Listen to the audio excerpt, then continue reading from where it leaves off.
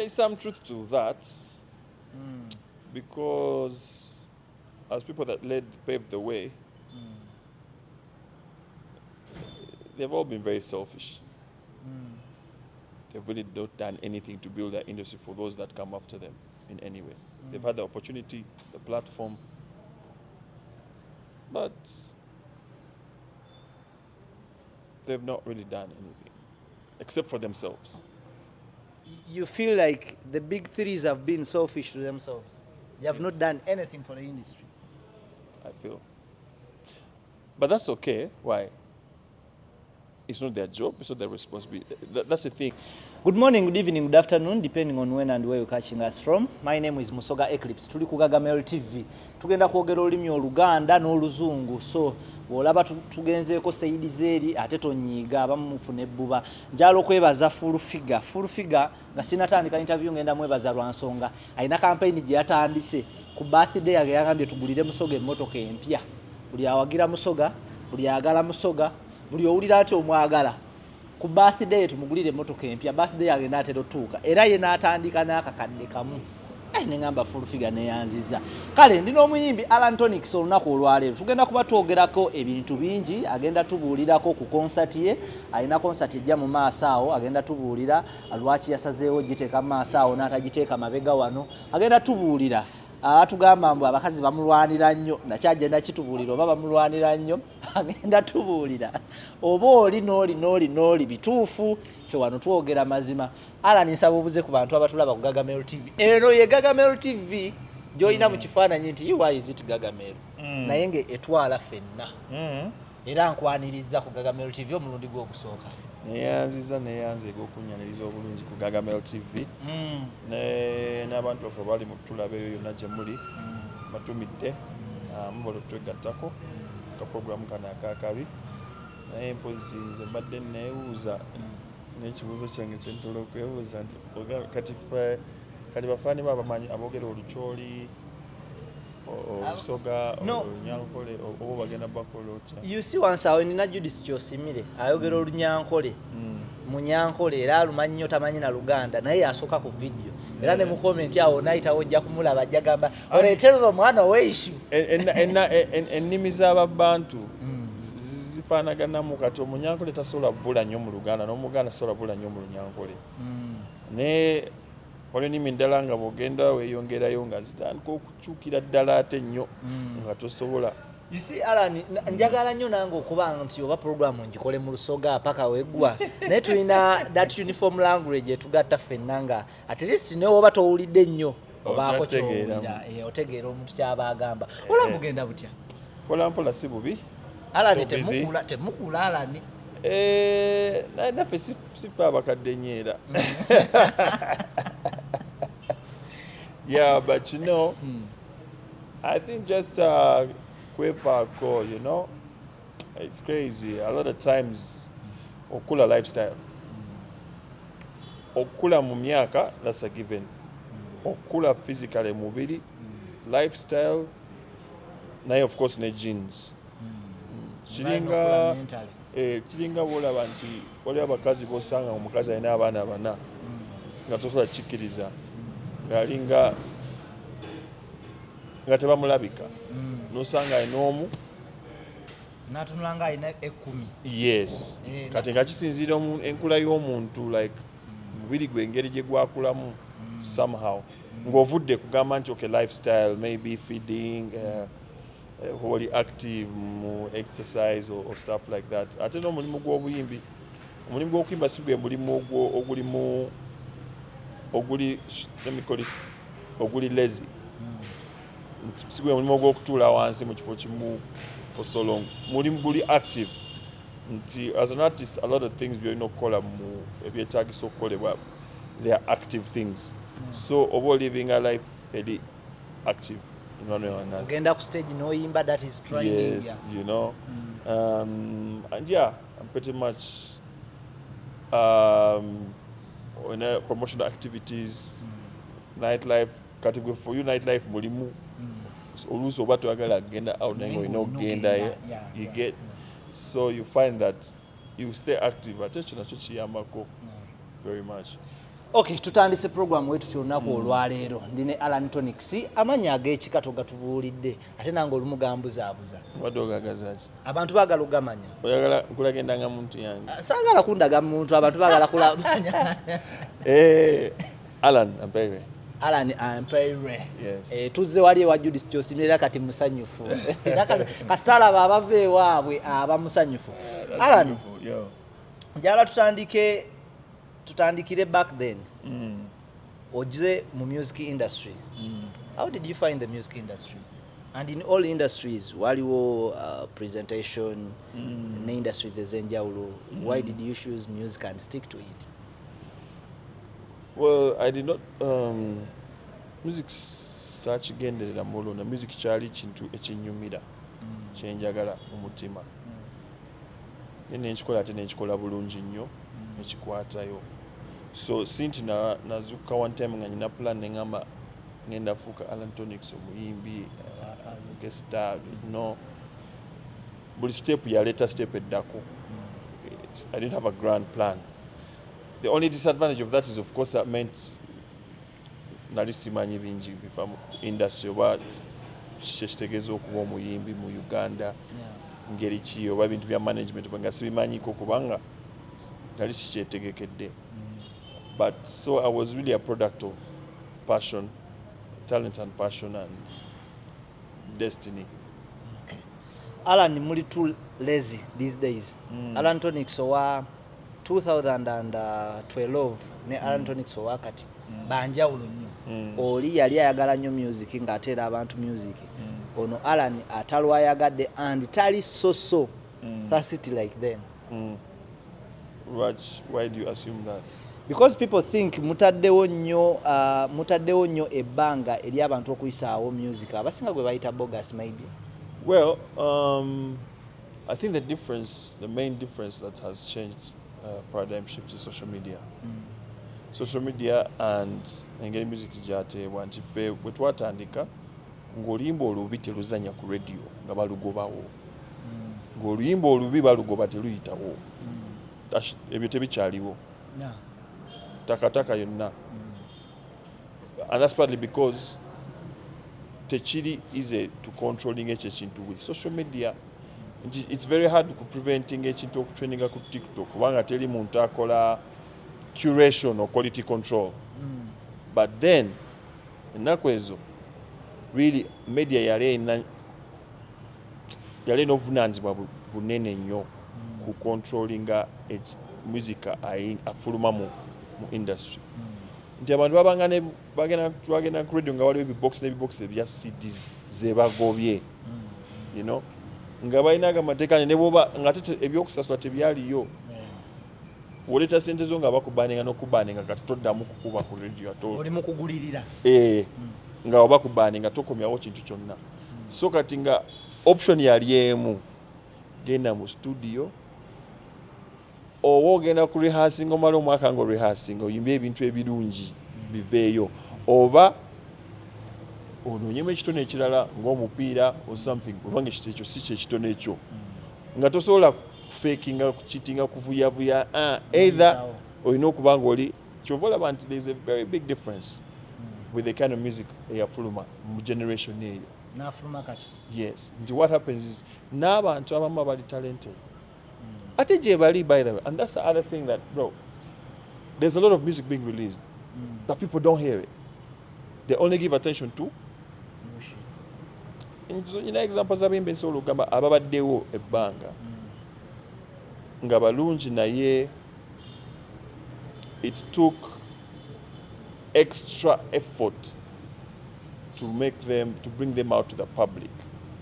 Nti ekintu kye baali bakola organically, you know, nga bwe twabikolanga kyali. So there are artists that people think are new artists, but they are not new. But they've been there and abantu tebawa attention. People like Elijah Chitaka, people like Joshua Baraka, those people have been there. Naye nga babalabawo. Bagamba bayimba biki ebyo? No, nga mulimu bali bi. But let me ask you. I don't know. Oli omu ku bantu abakkiriza nti social media eyonoonye nnyo music okusinga okugatta ku music. Mu Uganda, yes. Hey. Yes. Mu Uganda, yes. But What? everywhere. Mbadegenda okubuuza nti why do we have the video, we have times twalabye ono mwana yazze wano ewaabwe tannatuuka yadde okuba ebbaala, but she came here and did a concert that had at least abantu bazze ate nga yabbeeyinamu. Lwaki ate bali tubafuna nga ate mmwe muli temulina music mulungi tuuka kwabo? Wali omuntu yakinyinyonnyola atya agamba nti abannayuganda balina ki ekyo ekibuuzo wali omuntu gwe nakibuuza n'akinnyonnyola nti it's about psychology ya Ugandans nti oba twaba programmed oba kiri mu ffe mu culture yaffe oba kiri mu culture yaffe. When you talk about that, I'm going to remember something small. It's not in music. Someone there's a friend of mine who was flying out. Kati nemubuuza ogenda kozesa ki nga ogenda kozesa Uganda Airlines nagamba sya nyinza ntyo kozesa Uganda Airlines sobola na kugyesiga.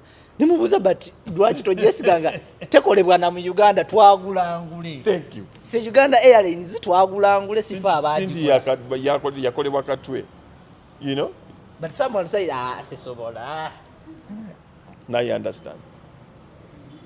Already that's a problem, bro. Omuntu atasobola kukuba ebbaala mu ggwanga lye ajja atya wano n'akola show ku lunaku lumu n'omunnayuganda abakubidde ennyimba for a while oli n'afulopinga ono you get my point. So waliwo mindset eyo nti I feel like nalabye APAS interview Jonga agamba nti Ugandans are mediocre and so they want mediocre. I didn't understand it, but on analyzing nti zine nyimba ze Twitter which we could sell out there, which can compete. Abantu bazibula ne bagamba kayimba kalungi, but I don't know, they feel some type of way. They would rather support something that they feel, how can I explain it?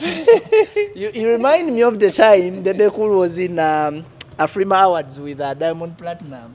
And Ugandan is on Twitter where you're telling Tanzanians and fellow Ugandans that you people, we are boycotting this one. For us, we are voting Diamond Platinum. I'm like, wait a minute, we have domestic problems, but now this is... We have a bit of self-hate, I think. What we allow. And I don't understand how that's possible. Nina chali wange muyimbi producer. No, si muyimbi producer. Naye ngamba nti buli bwagenda ebwe ne bambuuza osibukawa agamba Kenya. Kubanga amanyi bagenda bachekinge ku musical training e Uganda. Basange nga majority of the top training staff cannot compete. Ate agamembe ye producer asibuke eyo. Bamu categorizing emweyo bamu classifying in that way. Trash presenter, trash producer. So chimujeko ne opportunities. You get? But imagine things reaching to that extent.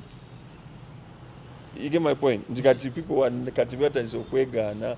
Je bava. Kiringanze kujano nombuuza nti naye musogo ovaawo anti zidiwe Kampala. Nogamba nze mbalwa. You feel like you cannot be given an opportunity because you're from Busoga? Yes.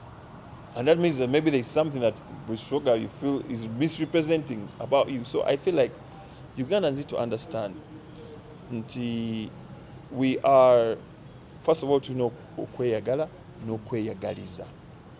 Ebyo ebintu ebibiri, okweyagala n'okweyagaliza. One, tetweyagala ate tetwagaliza. You know?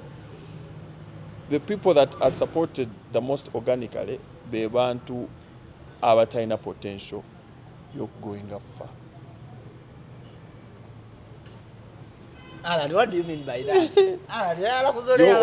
You're going as ambassadors. I don't know if you get what I mean. These are facts and realities, bro. You're talking to them. These are facts and realities, bro. That even when you go to Nigeria or wherever, if you've been there, what do you mean kusanganga banene nnyo locally, but internationally tetubamanyi. Ba Olamide, ba Sidishu. Ate wali you see minor moment. You get my point? And that's okay. Artists are not all the same. We cannot all be the same. However, they've understood that, bro, we have to be represented out there as much as locally. So we have to support across the board. Maybe we don't understand it or we're not deliberate about it. So the industry as a whole is what suffers. Over time, our representation, our position, even in our own country, our amount of airplay, be it in the club or in the what, is so much less than that of foreigners. You get? Kati ekyo kintu kyangu kya kusolvinga without being intentional about it. Kubanga abalala baba the intention about it mu industry zaabwe. But I feel like we don't take it seriously. Singer Wakibenda came out some time back. I think like 6 months back. Yali ku interview mu. Nagamba the biggest problem of this Ugandan music industry is the so-called Big Three. Nagamba nogamba nti for this industry to go on another level waliwo abantu abalina okufa. I think producer, you can get me that video of Wakibenda noka fixingawo. Sagala abantu bagambe nti bigambo byange. Well, there's some truth to that, because as people that paved the way, they've all been very selfish. They've really not done anything to build that industry for those that come after them in any way. They've had the opportunity, the platform, but they've not really done anything except for themselves. You feel like the big threes have been selfish to themselves. They have not done anything for the industry. I feel. But that's okay. Why? It's not their job. It's not their responsibility. That's the thing. Chiringo kuba omuntu ali generous. It's someone's choice. Omuntu sola munne nyabutaba generous. Kubanga they don't owe you anything. So the big three don't owe the industry anything. But I feel like they should have. But then when you talk to Uncle Mayanja, Jose Chameleon will tell you, the person who is saying that we've not impacted on the industry, twasanga abakongo nga bawambye ekintu nekiwamba. Then when you talk to Bebe Cool, he will tell you, you know what, those people are just saying those things, but look, I have Rema in the industry. That is me. I have a lot of artists naba mentioning abayimbi nga batano. Wogenda ke Bobi wanajagamba, when you look at the Busherman, the what, that, those are cutters of me. Busherman. Okay. Here's the thing. It was an Impact. Impact. Impact is undeniable. I am a fan of we've all been impacted by the big three because it was just them for so long. You know? One of my favorite albums was the Maisha album by Bebe Cool. You know? So that's undeniable. You know? Bobi was a big cultural influence on a lot of youth, right? So was Camille, in fact, beyond borders even. So impact, you see, impact does not have to be intentional or direct. It can just be a result of your actions. Because indirectly. Yes. So impact is there, but an intentional thing means like what we are trying to do in the federation. That is intentional, fighting for copyright. Something which does not only benefit fe. Okoze bulungi okazza mu Luganda ne kadama nga ategeere kye tuli mu kwogerako. Agambye nti osobola okola ekintu nga naye togenderedde ne kimpactinga. Like now what Chameleon says in Twago Abakongo. Yali ayimba ye kuyitawo. Yali ahasulinga nga ye. Yayimba kuyita yali ekikolera muntu yenna. By coincidence. Now impacting Abakongo nabe bakoze eki? Bagenze. And that you have to applaud them for that, definitely. Ekintu kye bakola si kyangu. And it can't have been easy. And again, like I say, muntu wa dembe, you know, si banja, so you cannot kubanja someone for, like, let me say, charity. Because for them to do something for the industry, in something intentional, it's not their job. They are business people, earning a living, building their career. So they don't owe us anything, right? Or the industry anything. Naye nti kyandibadde kirungi nga ba godfather ba industry singa baabako ne direct actions ze bakola okukyusa industry for the betterment of the future. Nempa example nti ng'ebintu bye tugezaako okukola kati mu federation ne bagamba nti twagala copyright lwaki nti up to now okuva lwa singa copyright yaliwo nga bwe yina okuba from then. Our big three band badde I don't know if they are billionaires band badde trillionaires be bandisize nokifunamu wajukira abo basookayo ate baamala ebbanga ddene nga tebalina competition yonna apart from themselves. Ngabe competing awo basatu bana batano mukaga, which means they could have easily made a monopoly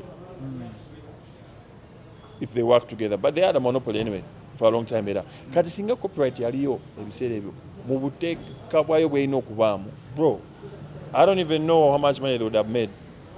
Singa bagagga nnyo singa balina n'ennyonyi abamu, singa balinga boolaba ba Davido ne ba Wiz, but because copyright yaliwo ate tebakirowoozaako kubanga it was not something that kyolwanira ng'ekikyo olina okirwanira nga kukyusa system yonna to benefit everyone.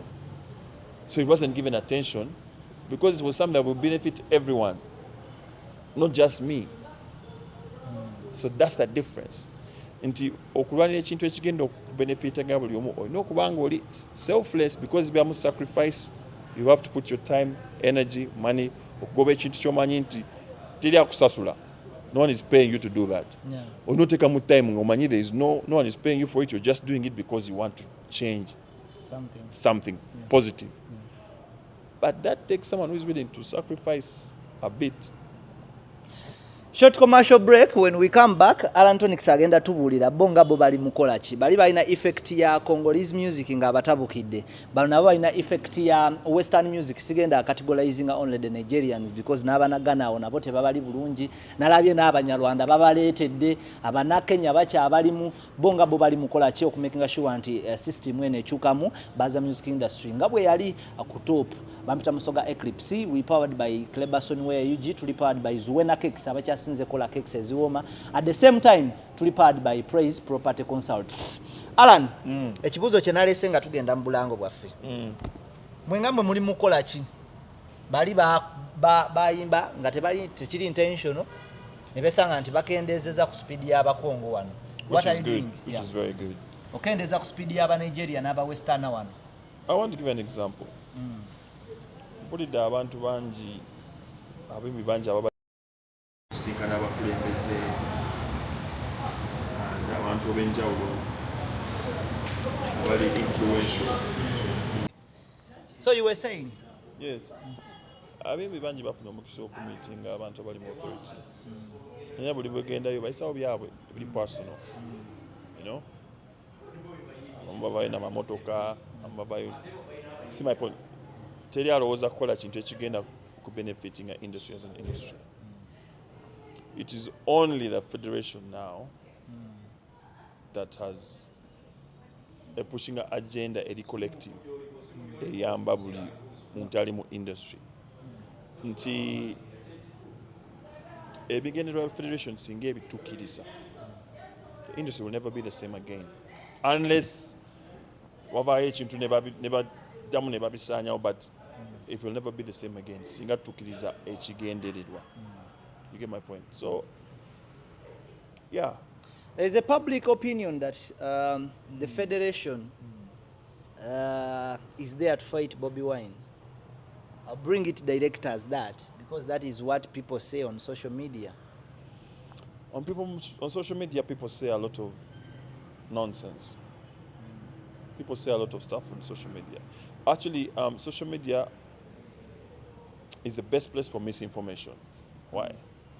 When you meet kati nengamba nti ono musajja yesterday namulabye ng'afukawo ku lubalaza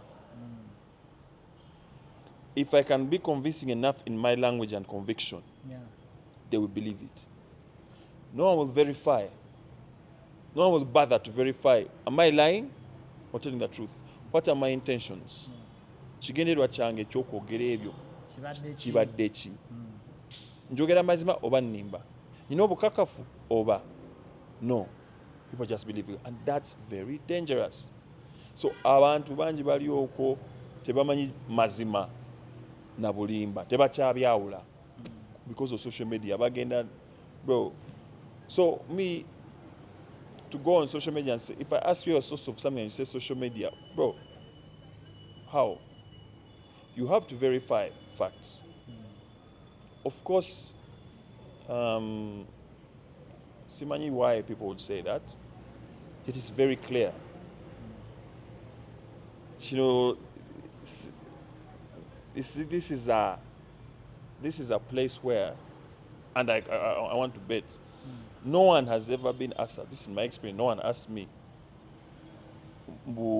what is your religion? What is your tribe? What is your political affiliation? What is... The only question that is asked is, are you an artist? Period. Ebidala tebitukwatako. Because omulamwa guli nti we're talking about artistry and the industry. Everything else is personal to you.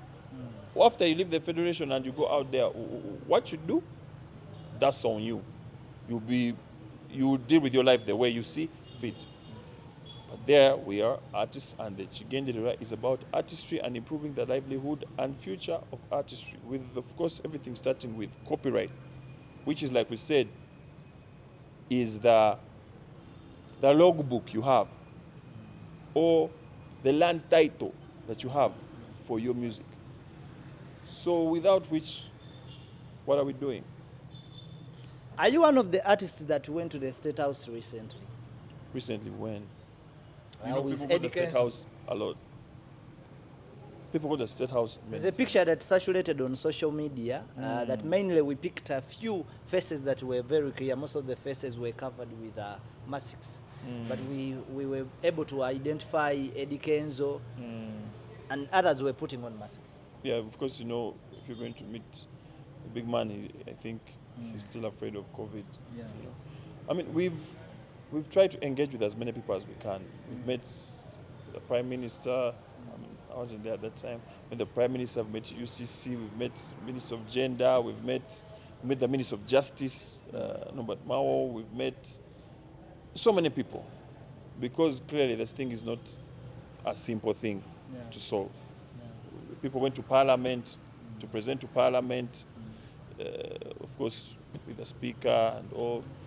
So we will meet whoever we need to meet and hope that ensonga bagirambula. Bagirambula, sorry. Okay. So I don't know. It's not been as easy as we thought. Amazima gali nti twaite kisuubira nti kijja kubanga kikuwanvuwa nnyo bwe kiti tugende no mwaka gumu ebiri muli awo ku gye tuli kyayi kiringa ekintu ekiri obvious. Bajja kitegeera mangu kigwe, naye ate mulimu obukwakulizo bungi, ate olabira nti n'otegeera ddala nti kati copyright bantu bangi nnyo abagikozesa, abakozesa music, abayimba bakozesa nga badde bamukozesa in those terms without copyright enforcement for so long, ate bakola sente nyingi. Kati oba olinga ayagala obbajja omugaati mukamwa kati balina oteekamu ekikono, so si kyangu, waliwo ne pushback ne resistance. Okay, let's come to concert. Twogere concert erieta naye nga tetunnatuuka concert. Bana olina omukyala bangambye okaabiza abantu maziga. Allan bangambye kyokoze baana bawala. Ani akugambye? Bangamba. Baani ako? Kyalita kyoyo tubeera naye ku TV. Oli omuwala tubadde naye eri. Twali naye. Yo yaliyo. Ojja mulaba? Naye yakaaba. Yakaabako. Simanyi naye yangamba oyo omwana akaabya abawala. Kangulire. Waliyo ebintu nga tosobola byogerako nga mpozi nga waliyo. Kati ye bwe balinga bakaaba yaliyo. Oba naye yakaaba. Mpozi abo bagamba nti yakaaba. Awo tuyinza okwogera kwangamba Eddy. Allan olina omukyala? N'abaana? In fact ndi mufumbo muyimbi peta yange muyimbi kigwali odeti neso taliwo todetikako muyimbi nina munno kumanya yogera mpulire namukumanya mbulira bwekubawo erinnya kubawo bagamba naaza oyo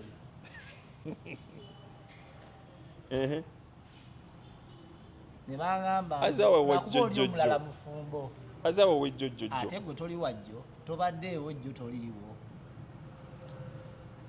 azawe Kenzo si wadda azawe and I munyamutolo si yafumba abo besinkana dda anti that 5 years anyway okay yes you're right oli omulala nandibwogedde naye mufumbo saagala kumixinga azawe and I our paths have crossed very few times at shows, at concerts, backstage, maybe like once or twice at Swangs. That's pretty much it. Yeah. Buzibu omulala mufumbo ate saala nnyo kuyingira bufumbo bw'abantu. Omusajja mukyala kigwalyagadde mu bayimbi. Mufumbo sola naye mufumbo tosobola obuzibu nange obuzibu saagala sikimba nfuna ompadde the perfect wadde mukola kimusanyusa so nze sisalira abantu sisiramula abantu wadde mukola kimusanyusa and that's how life should be. kale twogere concert Sheraton Hotel kiri fine Sheraton Hotel ennaku z'omwezi nga 5 omwezi gwa October lwaki waluddewo okola concert? Saaluddewo mu timing ya Mukama teri kulwawo wakeera. Mu timing ya Mukama olaba this is the perfect time teri kulwawo bakukeera ate n'okola show ng'eri VVIP. Well njagala abantu abanajja ku show bafune a good experience. You know I don't want some people to omanyi waliwo zo shows olira twawulirako show ya abantu bafuna stampede abantu abamu ne bafa n'okufa. Waliwo gye twavaako ne Space Diana nga kizibu nnyo engolo zikukuba simu ne bazibba like that kind of stuff. So ebyo tosobola byewala nga show yo ya mutwalo oba emitwalo ebiri tosobola kukyewala bro.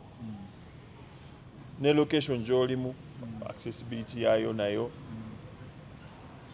so pricing location and ne security features ate n'okuba nti you're not trying kuyola abantu abanje nnyo olaba kubanga bwe ngamba nti tiketi yange ya ordinary ya mitwalo 2 kati owa show ya ordinary abo baba abantu 10. You get my point? Meaning definitely you'll be squeezed, you'll be so quality omuntu anajja ku show ajja kuba comfortable ajja kunyumirwa mu mirembe mu ddembe with safety and security and comfort and have a very very nice experience. Are the tickets out? Yes, the tickets are out. Osogula USSD ku simu yo *252*4#. That is star munyenye. Okay. Munyenye 25 2 munyenye nya hash bajogera batya hash teriyo nakadala kadala is stroke sibane jatuli akadala kuba kalinga eddala erishi okay like this that's never mukadala becomes kadala this is not serious. Wow. Kale emunyenye 25 2 emunyenye nya nakadala aka hash oba QMTN Momo *165*20#. That is munyenye mukaaga 5 munyenye 20 kadala. Are they discounted? Oh yes, like I said, we have a table of 5 for 3 million. Meza y'abantu 5 bukadde busatu. VIP ticket 500k. Ticket ya VIP mitwalo 5. Kati ticket ya VIP oba ogula kifo ku mmeeza. So for tewali VIP pass tuna basically only tables and business class. Business class. Yes, because we don't want to over So ogula musobola okuba bakyali mulinga abakyali bataano ne mwegattagatta ne mufuna tebe yammwe mwekka. Thank you. Oba muyinza okuba babiri naye nga temwagala tuula mu business class mwagala kugula bifo kuki naye nga temulina bukadde busatu so ng'oleeta emitwalo 5 gyo ng'ofuna ekifo ekyaliwo so nga tubagattagatta tukola table such that lemegamba nti atalina bukadde busatu bulamba tasobola kutuula ku mmeeza. And then of course in a business class abaje baita ordinary naye nze ndaba abantu abajja ku Toniks show teri muntu ali ordinary mwenna muli extraordinary bafaani bange so I call it business class mitwalo 2 but right now we're running early bird ya mitwalo 10 gyokka. So just Twina extras. Pardon? Twina extra concerts. Yes, but we haven't announced the dates yet. We want to first concentrate on this. We're going to extra concerts for the country and then for diaspora. Straight up. So basigale ku mukutu kuno tujja kubanga tubawulira wagwan. Straight. Manager inake yanganje nako. Nangamba neza ebweru eri mukutu guno guzenda zireeta live. Nice. Nengamba that is the most amazing. So twagala okubeebaza mwenna ababadde batulaba okuba gye twatandikidde pozi ng'olina ensonga enkulu ku show gy'oleseyo nga waleetaaza abantu bagiteekeko essira bongera ogimanyi. No, just kwebaza aba Allan Toniks fans abambereddewo ebbanga lyonna. This is again, as I say, celebration of a journey, you know. So ntera okgenda kuzishonga buli bwe nva ku stage omuntu agamba nze akanga kayimba kenjagala tewakayimbye kubanga ennyimba nyingi ebiseera ebingi tosobola yadde kuyimba half of them. So this is an opportunity okukola package nga zonna zoziyimba mu bungi bwazo zimaleyo buli omu aveyo nga ali satisfied. Ennaku z'omwezi ziri 5 omwezi gwa October tugenda beera wali eri ku Sheraton Hotel. I think that is next month. Yeah, next month. Yes. So tugende tubeereyo tu supporting Allan Toniks. Nze nabagamba nti nze ndi everywhere you go. Njaba wa details ezinaavaayo. Era abantu bwe banaaba bajjudde njaba gamba nti bajjudde. Yadde ndi naye wano. Banaaba bajjudde kitundu njaba gamba nti bajjudde kitundu. Next razi ngenda mugoberera. Omanyi oli Charitachi yampita investigative Lugambment. So nino oku investigating buli ekigenda maaso but let's go in and support Allan Toniks. Akubulidde byosobola okunyiga ngenda kubanze baterawo wansi osobola okunyiga n'ogula ticket yo online. Okubookinga ticket online kikuyambako nti olutuka ku gate bali baba benyiga okugula ticket golagayo bulaziyo ne bagimulisaamu akantu of verifying oba ntuufu awo nno buli eyo ng'oli mu byosuubira mbojja kuyiyiriza waliwo obuma bwe bateekamu bwe bati ne baverifying ticket oba ntuufu. So ofuna ticket yo eri verified yingira linda show y'omuyimbi nga Allan Toniks tosuubirako bawemuzi manyi kati ennaku zino waliwo kyoza ogendako ne baleeta omwana n'akubawo ekigambo n'ogamba mukama. So bw'ojja ku Sheraton ogenda kufuna show eri class good music maloboozi abayimbi nga waliwo omuyimbi asinga okunyumira eyo Yoshua Diru musubira ajja kubeera Lilian Babazi buli lwayimba nzijjako kamera n'ensooka ndaba show Lilian Babazi buli lwatandika okuyimba nzijjako kamera. So nze ngenda sasula ticket kugenda kulaba Allan Toniks bwe malanda bene Lilian Babazi. Tubaagala nnyo abatukuumira ekibumba ewaffe Busoga tumuyita kibumba abaganda bamuyita Katonda ewamwe bamuyita batya Ruhanga egumeho oba ekyo kitegeeza ki mpulira Nkunde egumeho Nkunde gowa kitegeeza okwagalana kubeerewo kale ffe ekyo ebusoga tukuba nti tube enseete meaning enseete diisa kirala. What is enseete in English?